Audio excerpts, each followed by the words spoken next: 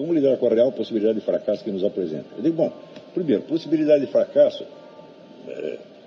se é uma possibilidade de fracasso, não há nada que você possa fazer. Quer dizer, a imagem do fracasso não é algo que você deva fazer, não é um plano de ação. O que você tem que pensar é que naquilo que você pode fazer. Né? Agora, eu sei o seguinte, que o brasileiro, em geral, é um fatalista. Quer dizer, o brasileiro, primeiro, ele quer pensar todas as impossibilidades para ver se depois sobra alguma coisa. É isso. Sempre que eu convido alguma pessoa, não, vai passar um tempo aqui, o sujeito diz, não, mas primeiro eu preciso pagar tal dívida, acabar de pagar meu carro, eu preciso casar, eu preciso cuidar da minha hemorroida e assim por diante, está entendendo?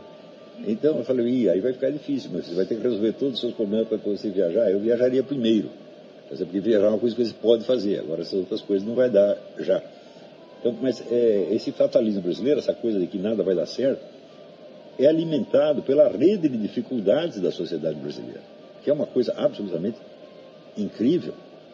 Quando você vê, toda a legislação brasileira foi feita para tornar tudo impossível.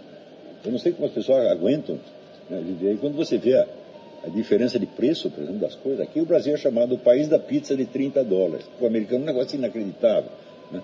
Quando você vê o preço de uma casa aqui e no Brasil, né, é assim, 10 ou 20 vezes mais, e o pessoal ganha menos.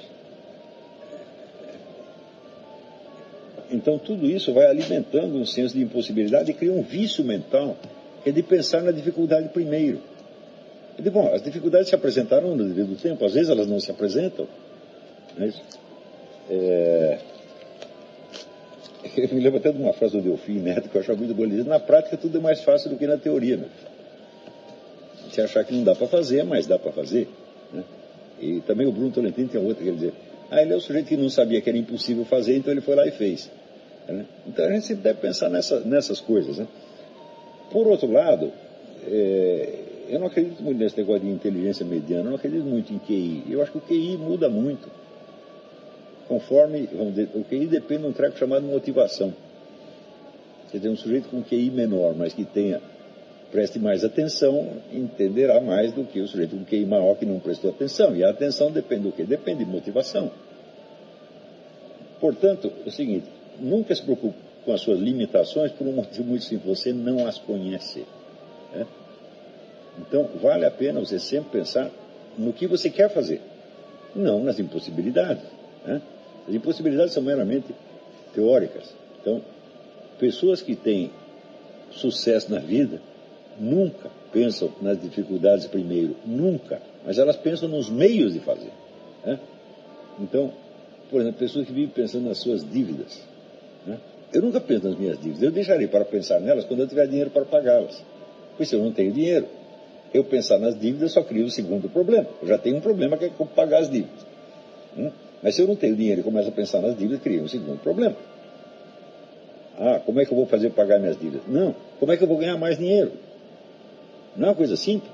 Eu acho que aqui nos Estados Unidos todo mundo sabe disso, isso é instintivo no americano, mas no Brasil é o contrário. Né? Ele não pensa nem um meio dele ganhar mais dinheiro, mas ele pensa em todas as dívidas. Então, esse elemento fatalista e depressivo que tem na sociedade brasileira, isso você tem que arrancar dos seus corações, senão nunca vão conseguir nada.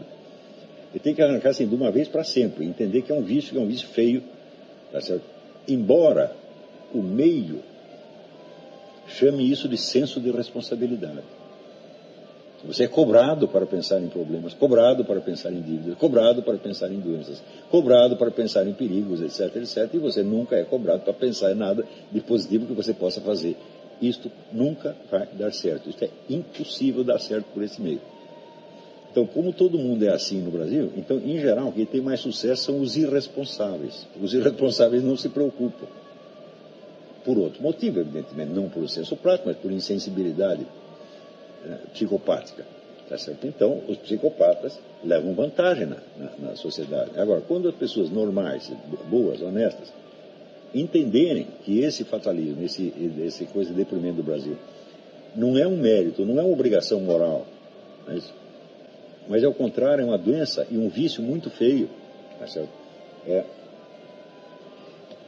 É até falta de fé em Deus, você está entendendo?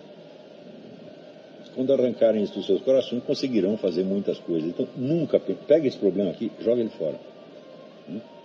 Meta na sua cabeça, eu sou capaz de entender qualquer coisa que eu queira entender. Se eu decidir aprender física quântica em 2 semanas, eu vou entender.